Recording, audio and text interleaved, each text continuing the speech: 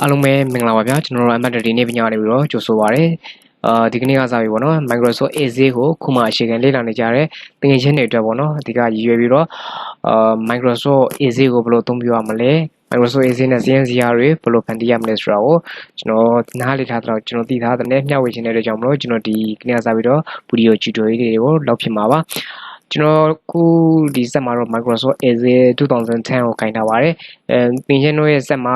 ဒီ2007ပဲဖြစ်ဖြစ်ကြိုက်တဲ့ version ရှိနေပါစေပြဿနာမရှိပါဘူးကျွန်တော်တို့ဒီ version ပြောင်းလဲမှုအကြောင်းတွေကိုရှင်းကုန်နေဆိုပြီးတော့ကျွန်တော်ရှင်းပြပေးပါမယ်ခုက Microsoft ကထုတ်လိုက်တဲ့ကျွန်တော် Azure ပေါ့ဆိုတော့ Azure ပြောင်းလဲလာမှုဆန်ကတော့သူတို့ရဲ့ version ပြောင်းလဲလာမှုဆိုတော့ကျွန်တော်တို့ကြည့်အောင်နံပါတ်1ကျွန်တော်တို့က Azure က 2.0 နဲ့ရင်လာပါတယ်ပြီးကမှ 3.0 ဆိုပြီးလာပါတယ်ပြီးကမှ 4.0 လာတယ်ပြီးကမှ 5.0 လာတယ်ပြီးကမှ95လာတယ်ပြီးကမှ97လာတယ်ပြီးကမှ2000လာတယ်2002လာတယ်2003လာတယ်2007လာတယ်ပြီးကမှ2010ကျွန်တော်ခုလက်ရှိကျွန်တော်သုံးပြမယ်2010ပါနောက်ပြီးကမှဒီ2030ပြီးကမှ2060ဆိုတော့ version တွေကျွန်တော်တို့ဘယ်လိုပဲပြောင်းပါကျွန်တော်တို့ဒီ2007ထိကနေပြီးတော့2060ဆင်ကနေပြီးတော့သုံးရတဲ့ပုံစံရှင်းကတော့တူပါတယ်တိုးတိုးလေးပဲနေရာအထားတော့နည်းနည်းပြောင်းလဲမှုရှိရယ်ပြီးခါဒီ formula တွေမစုံဘူးခြေခံသမားတွေအတွက် formula တွေကတော့ဒီ2010ကနေပြီးတော့2010လောက်ဆိုလို့ရှိရင် formula နဲ့ function တွေကတော့စုံလန်ပါရှိပါတယ်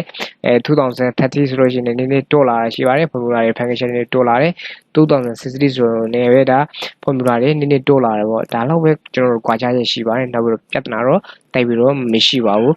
ဆိုတော့ကျွန်တော်တခုခုသုံးတတ်ရင်2010ပဲသုံးတာ2030ပဲသုံးတာ2060ပဲသုံးတာဘာပဲသုံးတာတခုသုံးတတ်တာနဲ့ကျွန်တော်တို့ကောင်းလုံးကိုလိုက်ပြီးတော့သုံးတတ်နိုင်ဖို့အတွက်နောက်တစ်ခုကကျွန်တော်တို့ဒီ Azure ကိုလေ့လာတဲ့အခါမှာအဆင့်သတ်မှတ်ချက်ရှိလားလို့မေးခင်ရတယ်ရှိပါတယ်ဆိုတော့ Azure မှာ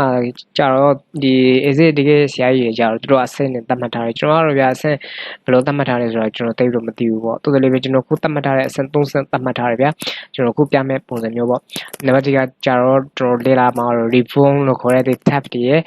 menu လို့ခေါ်တာပေါ့နော်အဲပိုင်းတွေဘယ်လိုရှိရဲသူတို့ထင်မှာဘယ်လိုရှိရဲစတယ်အပြင်ကျွန်တော်လေ့လာမှာပါပြီးတော့မှ file တွေအတွက်မှာ file တွေနဲ့ဒီမနေ့ဘယ်လိုထင်ရှားအောင်မလဲဆိုတော့ဒီ file ကဏ္ဍမှာကျွန်တော်ပြပေးပါမယ်ဒါတော့ကျွန်တော်နားလေပြီဆိုလို့ရှိရင်တော့ဒီ VC ဆန်ကတော့ကျွန်တော်နားလေလို့သတ်မှတ်လို့ရပါလိမ့်မယ်နောက်တစ်ချက်ကတော့ကျွန်တော်တို့ function ရဲ့ formula တဲ့ function တွေကိုဘယ်လိုအသုံးပြုရလဲ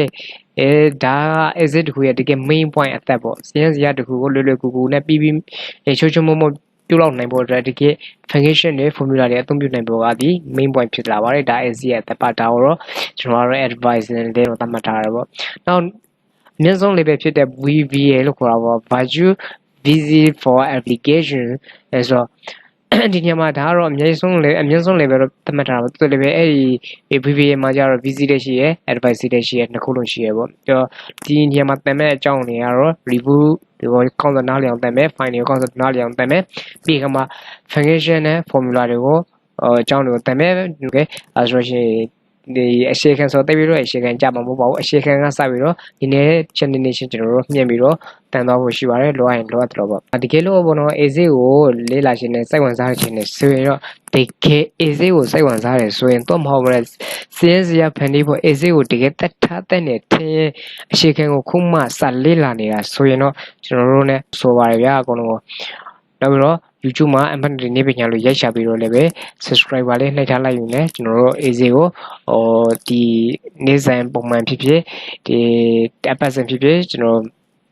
အတက်နိုင်ဆုံးစူးစမ်းပြီးတော့တင်ပေးဖို့မျှော်လင့်ထားပါတယ်ဗျာဟုတ်ကဲ့အခုလိုကြည့်ပေးတဲ့အတွက်လည်းပဲအားလုံးကိုကျေးဇူးတင်ပါတယ်ဗျာ